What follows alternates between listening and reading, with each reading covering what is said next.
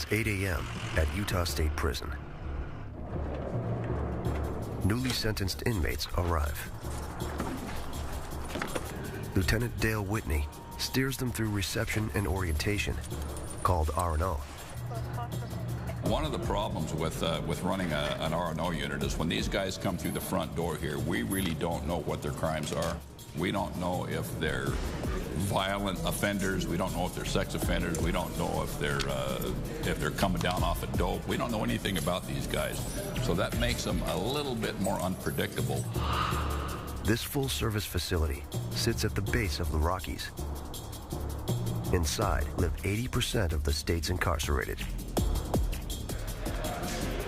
The massive complex houses all security levels, from thieves to serial murderers, and contains its own mental health facility. USP is also home to the state's most dangerous women, over 400 of them. Their records as varied as the men's. But the biggest challenge in this prison, controlling gangs. Out of nearly 4,000 inmates, over 1 in 4 have gang ties. The problem with having gangs inside an institution is they start to click up. They start to develop their own little societies inside the prison. They start to get involved in the smuggling trade, like trying to smuggle tobacco or drugs into the institution. They run a little, almost like a mafia-type organization. Okay, I need you all to move down here. I would say the largest percentage of the inmates that come through the gates of the prison, if they're not in a gang when they get here, they're probably going to join one before they get out. To prevent gang fights, the prison locks new inmates down. For the most part, it's 23-hour lockup. Your recreation will be inside the sections. Okay, anytime you come out of the sections, you will be in restraints. One of the most important forms that we need you to fill out is the body disposition form. Please fill that form out completely with a name and an address and a phone number of somebody we can contact in the event that you die while you're inside the institution. My suggestion to you guys is if you're gang affiliated, you better put that in check, and you better put it in check in a hurry, because your time here will become very difficult to do. Okay? Stay out of the gang crap. USP has a long list of gangs. The Sureños, Crips, Aryan groups. Most began as street gangs. Behind bars, rigid codes keep members in line, disobey gang leaders' orders, and face bodily harm. Gangs like the California-based Sureños are notorious for violence. Behind bars, they created a criminal empire by forcing smaller Latino gangs to join them. Today, their membership is in the tens of thousands. Gangs at USP caused violent incidents to spike, nearly doubling in just 5 years. It falls to Sergeant Tracy Skinner to locate the gangbangers and keep them under control. Inmates and gangs use hand signs like these to show their allegiance. But that doesn't make rounding up active gang members any easier. It's Sergeant Skinner's job to pull out these gangsters from general population and put them in a special housing unit. This is what Skinner calls fishing. It's like taking all the sharks out of the fish tank and putting all the sharks over here where the guppies can swim safely. We're going to come and see if we can find, any gang activity, gather any intelligence that we can gather. First, Skinner must find out who's a gangster. To carry out orders, gang members must stay off prison staff's radar. Denial is key. You sure you're not the Juggalo? No, my friend gave me them pictures when he left. Oh. The thing I'm interested in is the swastika. I'm not. I'm had nothing to do with it. It looks like a Crip to me. So I don't gangbang. Don't be me. Where's your house at? Skinner's primary technique, casual conversation. Don't play his card. The goal, reveal gang connections. You know, we try to talk to them like they talk to each other, you know, because they associate with it better. He hopes to get inmates to open up. They can try to get with us. Did you hear about what happened over in Uintas? No, what happened? Oh, Serenios and Tracy's got it on over there too. It is a game, you know. It's a cops and robber game. You know, they're playing it with us, we're playing it with them. It's a big game. Skinner's next step, sift through inmates' pictures, drawings, and letters. Gangs communicate in their own way. What do you got? Oh, that's my boy. This one uses a written code to keep their message under wraps. See what I'm talking about? Where's our Swazi? Oh, yeah. This right here is your runes. Who is it? So we got us one. 10951. We hit the jackpot today. What we'll do is we'll continue going through stuff, get everything that we found. Just tell him, you know what, you roll up your stuff, you're coming with us right now. So he's going. It's already a done deal. This gangbanger is part of an Aryan group, one of many nationwide prison gangs here. The gangs in Utah, you know, they're very serious because what they're doing is they're watching what's going on in California and they want to one-up California. But lately, it's a homegrown Utah gang that's been giving Skinner problems. Ogden. The Ogden Trace come from Ogden City, Utah. Though few in number, they are fierce in battle. On the street, this local Latino gang sees the California-based Serenios as trespassers on their turf. Our main gang problems right now is with Ogden Trace and Serenios. Police have their hands full with gang violence. Every weekend, I'd say we'd have at least a shooting. And they start shooting, and I was just ducking like this. Boom, boom, boom. And when the Ogden Trace gets behind bars, their gang problems come with them. If they meet the Serenios, their archenemy, their gangs demand, respond with violence. It's getting worse. The Ogden Trace won't back down. It's blowed up. I mean, there's so many in it. I don't even know half of them, the younger generations. Robert Terrazas and his friends founded Ogden Trace when they were 12. He's been in and out of prison since the 80s. This trip is a 15-year sentence for getting caught with guns. I was there from day one when it started. A lot of people know that. I get the respect for that. When we was growing up, it was just straight, you know, fighting with our hands, you know, clubs, knife, whatever. The Ogden Trace's hallmark, loyalty so extreme, membership passes from gangsters to their families.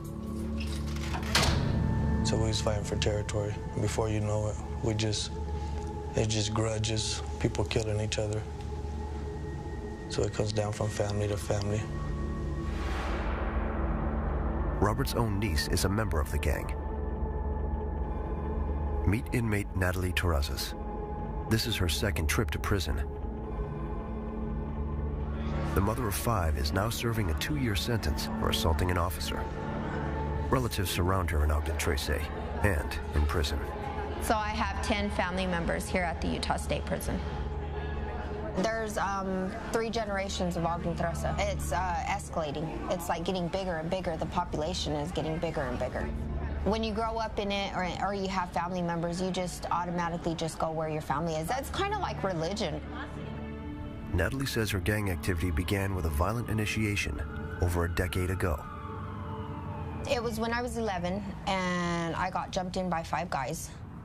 Some of these men were involved. They just sit there and they just beat you. You just fight back. And they do it for 13 seconds.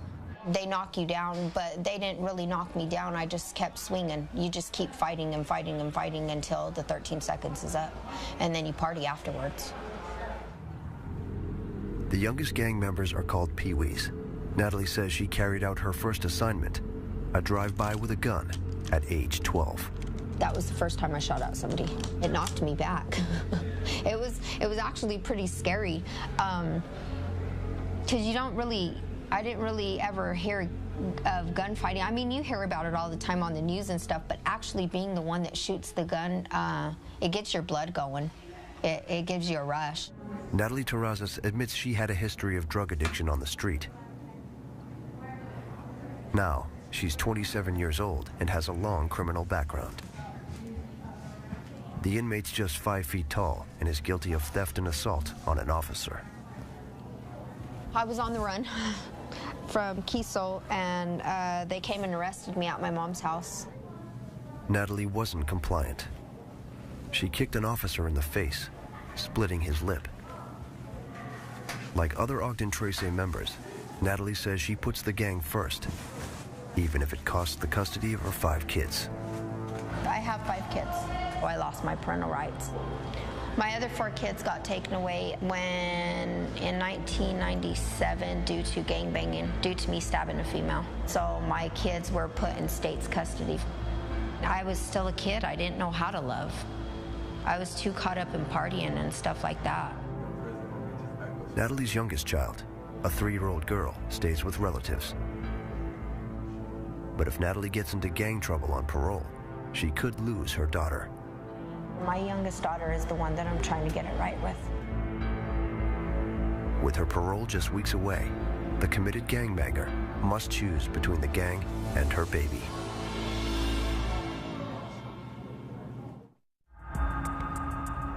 At Utah State Prison, officers face a different hurdle when criminals behind bars also happen to be mentally ill. 150 inmates live here, the Olympus Housing Unit, Utah State Prison's mental health facility. Even though up to half of the U.S. inmate population has mental health problems, facilities like Olympus are rare. These inmates' crimes are as diverse as the rest of USP's population. It's their behavior in prison that puts most of them here. It's pretty much the whole prison combined in this little building. All these cells in here, they have cameras so we can watch them 24/7. Look in, make sure everything's okay. Officer Stewart takes precautions. After 4 years on the job, she knows some of these inmates are a danger to the prison and themselves.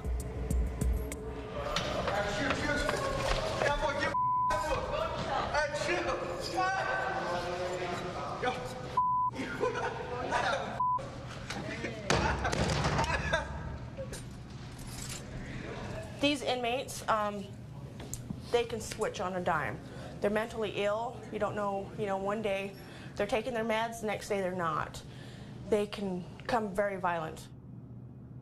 In extreme cases, unstable inmates spit on staff, tear up cells. But they'll bang on the door, come off the hinge, and hopefully it won't. And mutilate their bodies. They'll use little teeny pieces of paper to saw themselves for hours. Yet Officer Stewart chooses to work here. I actually love my job. I love coming to work, being able to talk to, the different personalities, being able to help somebody if they need help. I mean, you can't save the world or anything, but you can try, with one person. This guy right here, he is on suicide watch. He plugs up everything. He wipes his feces all over the wall. The smell in here is very intense. Feces, they come out every other day, so I'm sure his feces that he has on his floor has been there, a day and a half, just depending. But I can't even explain how bad the smell is. Going in there, it makes you want to dry heat. I mean, deaths don't smell as bad as some of these cells. It's just horrible. We have to deal with just things not an ordinary person would even think about dealing with every day. Staff reinforces boundaries on a daily basis. Well, they know who they can prey on. These guys are very manipulative. 1 year ago, Officer Stewart felt the risks of the job firsthand. She became a victim of assault. I had one of our schizophrenic inmates come up to me, and he's about 6'5", so about a foot taller than me, come next to me really, really close and was hitting me on the shoulders, threatening to kill and then rape my dead body. He finally just walked away and went into his cell. That was probably the scariest thing that I've had in my career happen here. The next day, he didn't remember anything. Stewart refuses to be intimidated. I can't come in here every day being afraid because they'll thrive on that. I'm here to do my job, go home safely, hopefully. Go ahead and get up. Officer Stewart deals with dozens of aggressors on a daily basis. In the gang unit, Sergeant Skinner deals with hundreds. Last year alone, there were nearly 100 gang-related incidents at Utah State Prison. 3 Sureños assaulted this inmate. They repeatedly sliced him with a knife. Only one weapon was found. But some of the worst attacks, when gangs punish their own for not obeying orders. When they have a violation, they'll cut up their own just as easy as they cut up their enemy.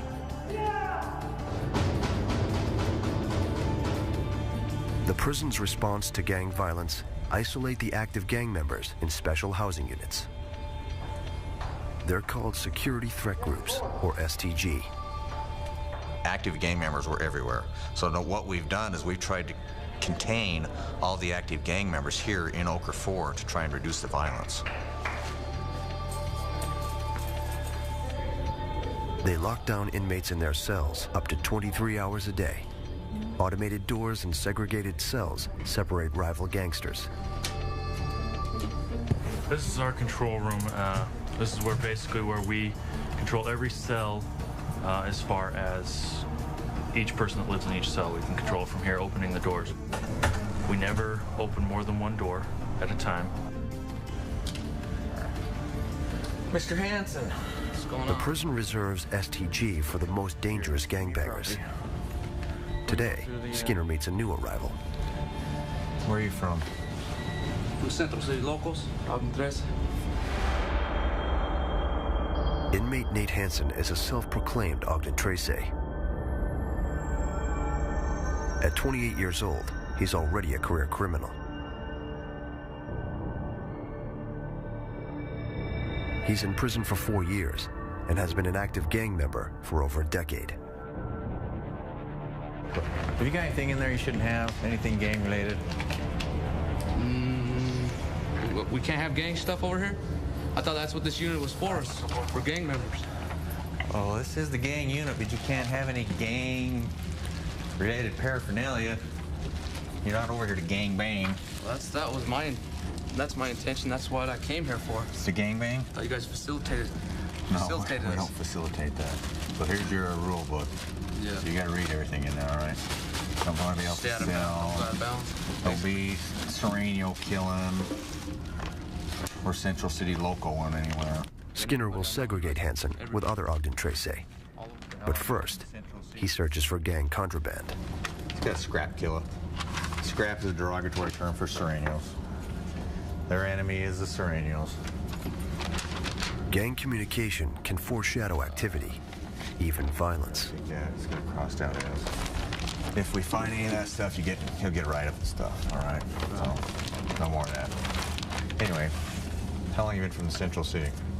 Most inmates deny gang ties, but Hansen speaks proudly about the Ogden Trace. 15, 16, since I was about 13, 14 years old. How old are you now? I'm almost 30 now. Don't be beating anybody up. If you get in a fight, you're gonna go straight to max, no question. Hansen disregards Skinner's advice. He talks about fighting the Sureños at any opportunity. I'm gonna go for it. So you're gonna go. We're gonna go heads up, whether they want it or not. Wow. It's on site. We're definitely at war right now. All right, go ahead and roll up your stuff. Just wait for that day when I get around somebody I can deal with. Let's put you in your house. That's all there is to it. It's a waiting game. Always keep your eyes and ears open. Skinner keeps his eyes open too. He'll get more cell searches than other inmates will.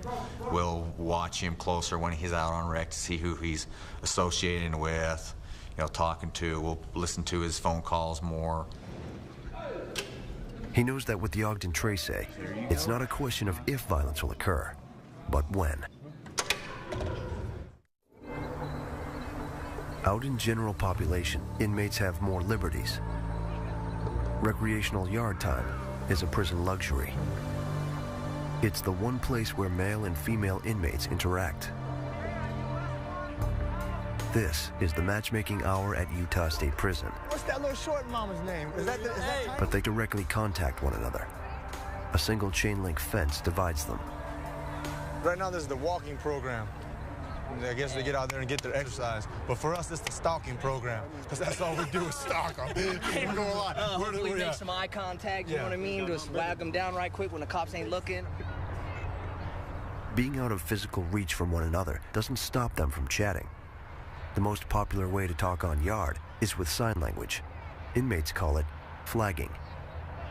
Officers don't condone it, so inmates hide it from staff.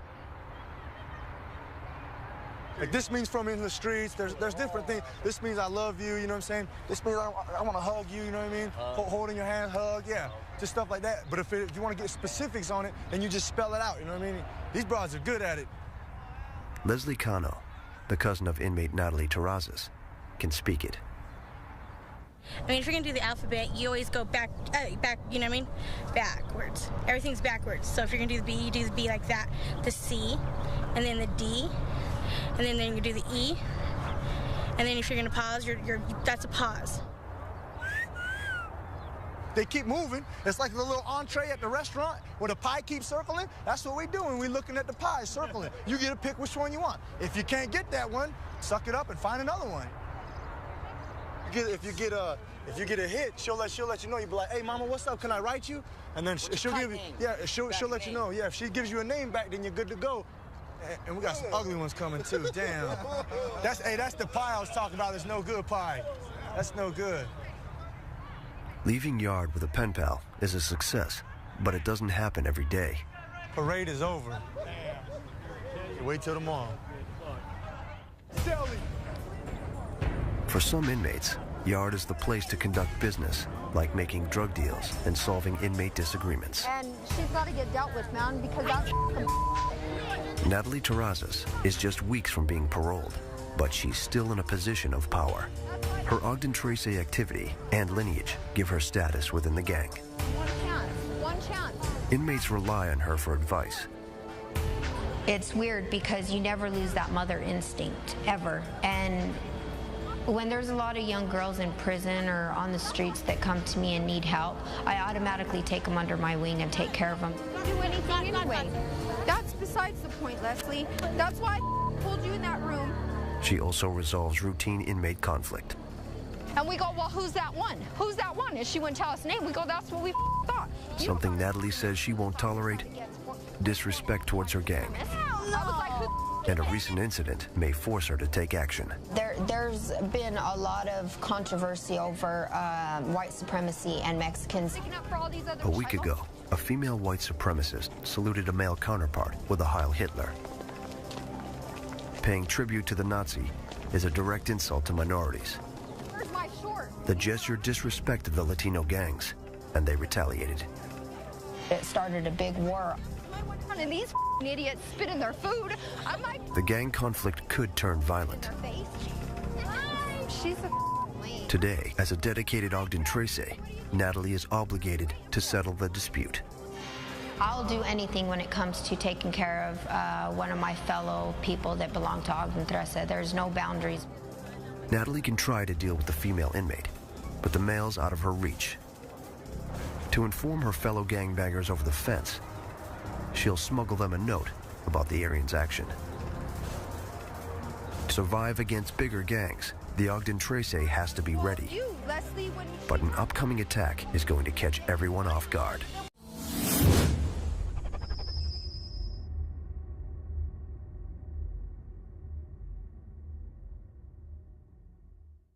What did you say to her? Did you just let her? At Utah State Prison, gang hostilities have simmered for months. Now they boil over. 9:30 p.m. in the Security Threat Group unit, home to top gangsters. A surveillance camera looks on. 2 custodial crews clean the floor. One is the local Ogden Tracy, the other, the Sureños. A door normally separates rival gangs. Now, it's open. The enemies collide. They break into pairs for one-on-one combat, beating their opponents with mop sticks and a toilet brush. All 4 suffer injuries. 3 inmates' cuts are so deep, they spend time in the infirmary. A severe assault like this prompts an emergency clampdown. One cell at a time. The prison raids the unit. Ready, Big Red? Shakedowns like this normally happen twice a year. If you're gonna wear it out, hand it out. Come on, strip. Their goal? Make sure inmates aren't hiding weapons on them. Lift your arms. Lift your sack. Turn around, bottom of your feet first. Or inside their bodies. Okay, bend and spread. Okay. Next, Sergeant Noor and his officers comb through the cells. We check everywhere in the cell. There's a lot of hiding places in a cell. I mean, they've got 24 hours a day to find these hiding places, and we just got to keep up on where they're hiding these weapons. So we do find a lot of shanks in these hidden places. Weapons and contraband could be anywhere, tucked in a magazine or letter. We'll go ahead and open them up, and they'll have razor blades stuffed inside of them, which they use for, it's a very big weapon that they've got here, is razor blades. And even concealed in a vent. We go ahead and check them. If we can find anything, we have little pieces of metal that we can dig in here and try to retrieve the shanks or whatever they have hidden in these vents. With so much time on their hands, inmates turn everyday items into weapons, even paper. Moisten, compress, and mold it, and inmates have a rock-hard bludgeoning device. This is what's called a water stick. They hit pretty hard. It's just like getting hit with a baseball bat. So I've seen some pretty bad wounds with water sticks, so we go ahead and take them too. So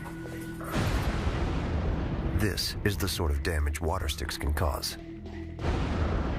But nothing compares to the wounds inflicted by a homemade knife, called a shank. Inmates craft these out of anything, even toothbrushes. Today's raid yields few weapons. What it does, inspire yelling. They're not happy because we clean them out pretty good. So they usually get like this after the shakedowns. We usually have a lot of problems afterwards, but it'll cool down. But inmates can easily create more weapons out of everyday items, like the meal packs. It is very easy for the inmates to make a weapon because we give them what they need to make the weapon.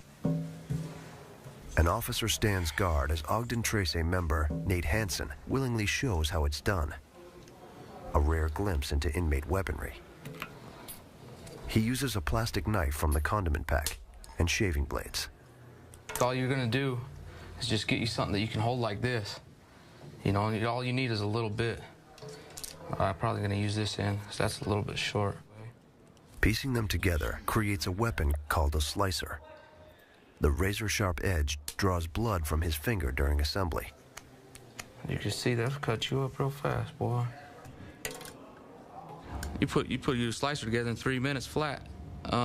That's just blades, just something to try to cut somebody. But hey, them just either scar your face up. You hit somebody right on the throat, you're gonna take them. Yeah, this is just one of the weapons. It's just one of the many that are out there, just out of household items. Just something thrown together fast. This is something that you can throw together real fast. Loyal gangbangers cause damage when ordered.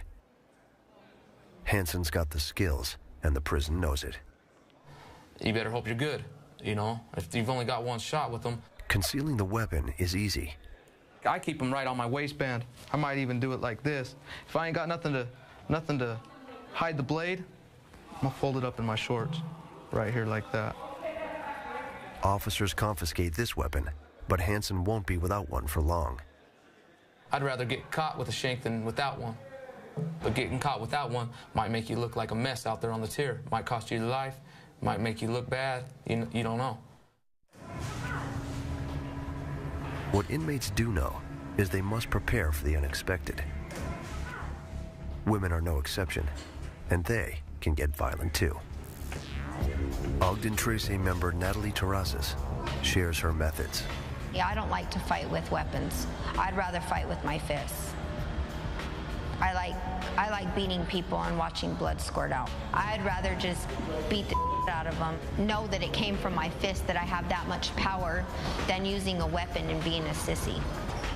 She knows just the place to settle scores. The freezer.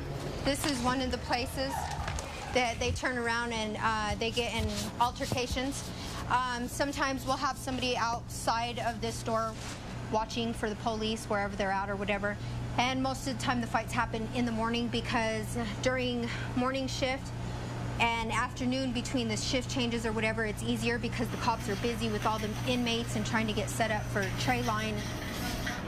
The freezers are both noisy and soundproof, making them ideal places for fights. This is the best area to fight in, because back there, if the police were to come in or whatever, they'd have to get through 3 doors in order to get back to this one, and so it's actually easier to fight back here. For women, fighting in prison has rules. Don't bruise the face, and don't raise the suspicion of officers. Get caught and get locked down. When you are trying to fight, it's mostly body shots that you want to get, because you don't want to leave any marks on your hands or on your face or on your body above the head, because then that signifies a fight. Despite the risks, Natalie's willing to fight. If anybody were to ever disrespect me or call me out my name or try to talk, then of course I'm gonna handle it. I'm not just gonna let them punk me. Today she shows how she informed her male counterparts about the white supremacist disrespectful act. Just last week, she says she wrote them a letter. Natalie shares how she did it. I'm writing one of my homeboys over here in Temp 1, letting him know to handle this fool that turned around and disrespected. He threw a Hitler sign. So I told him to handle it in here, and turned around and told him and that he was talking, and to handle that and then let me know what he needs done over here. Natalie sent a secret message, called a kite, through an underground inmate mail system.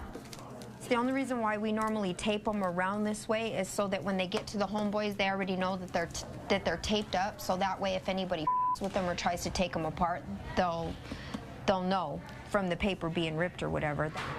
And then you write their name on both sides, and then you put what hood you're from. See, just like that. Letters are critical to gang communication. The dots symbolize the Ogden Gang's number, 13, or Trece in Spanish. Natalie has the kite transportation system down to a science. Okay. She works in the kitchen, which functions as the inmate post office. Natalie shows how she sent the kite. I need your name.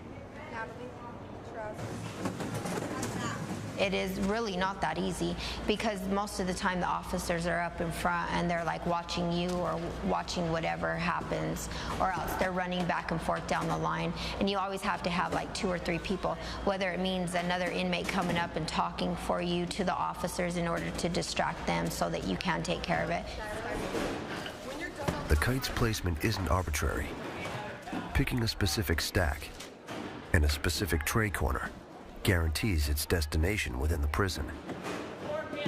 And when you're sending a stack, you make sure a stack is either in the right or the left-hand corner. When Natalie sent the kite, she knew she took a chance. Had officers caught her, they could have postponed her parole date. If she hadn't sent it, the gang would have had their own punishment. I would get the beat out of me. 15 minutes later, it arrived in the men's unit.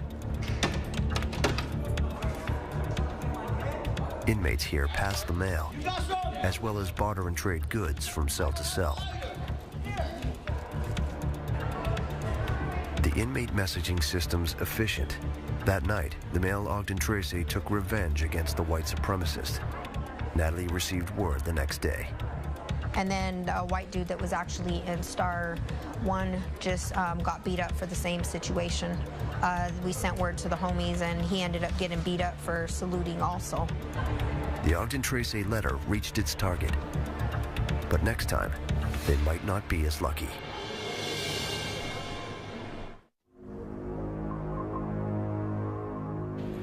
Inside Utah State Prison, it's up to Sergeant Skinner to prevent future gang wars. It's been a week since the Sereno-Ogden battle, and inmates in his gang unit have been quiet. Maybe too quiet. But sometimes skin speaks louder than words. 101. Tattoos, gentlemen. Tattoos serve as gang trophies, and Sergeant Skinner knows how to read them. Let's see your arm. 18th Street. Tattooing's illegal here, but that doesn't stop inmates from marking themselves. They fashion homemade guns from everyday items, like pens and hairdryer motors. New tattoos alert the prison to gang activity, and may even reward foot soldiers for completing assignments, such as beating down a rival. To keep gangsters in check, Skinner must be able to decipher the fresh ink. What do you got on your shoulder? What does it say on your shoulder? Let's see your arm. Put your arm back up. Let's see your feet.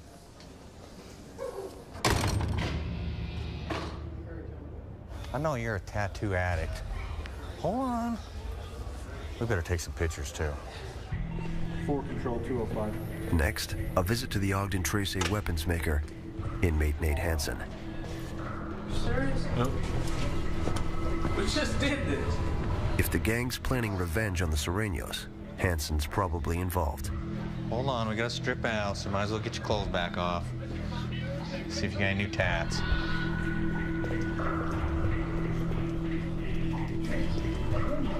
Hansen wears his gang's brand, O Trace tattoos, on his legs. They come here a lot. They know I'm active. I'm somebody that's got it. Once you get a name with them, even if you ain't really doing nothing bad, they're gonna keep coming here repetitively if they found in the past. But Hansen's stockpile of razors suggests he's planning something. What do you got the razor blades in here for? Those are all intact. That's just my extra hygiene. A worshiper now? Searching Hansen's cell yields intelligence, including a letter.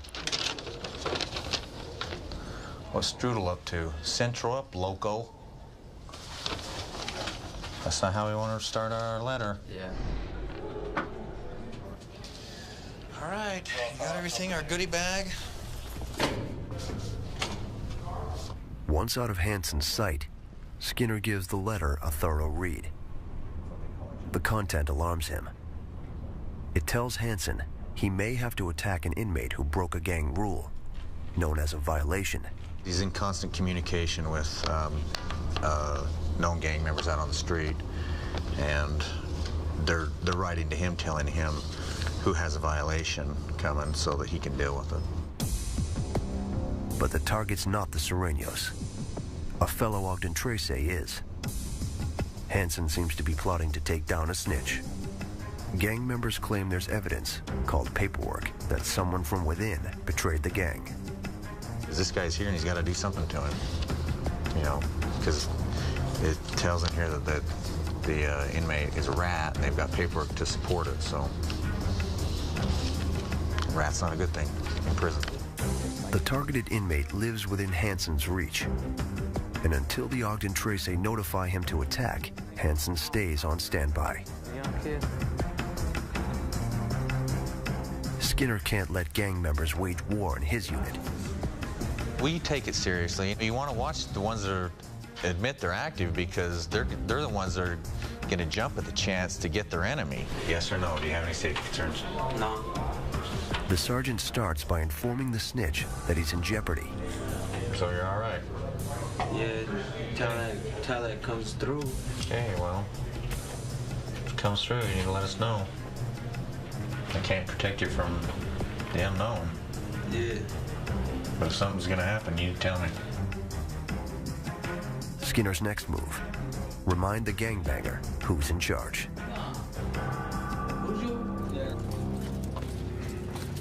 Gangs are a threat to anyone who crosses them, even one of their own. Ogden Tracy founder Robert Terrazas knows how ruthless his gang can be. They wouldn't hesitate to shoot you.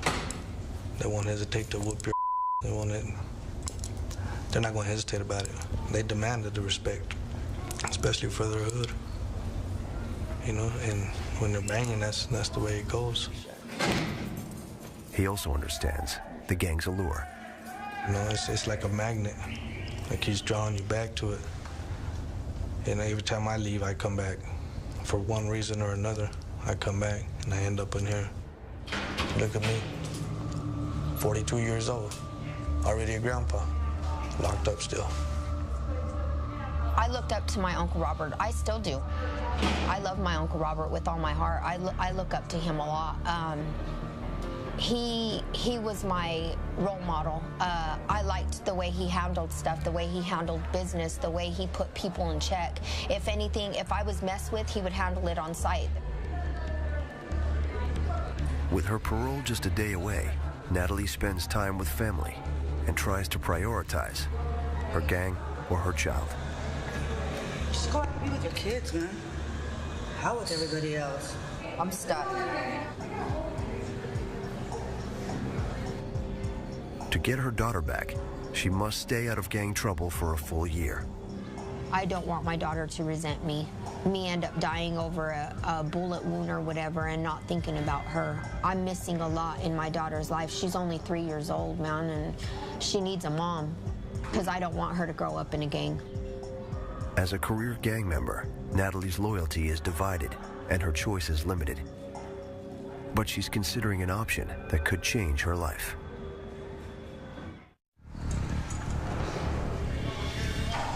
It's recreation time in the Security Threat Group unit.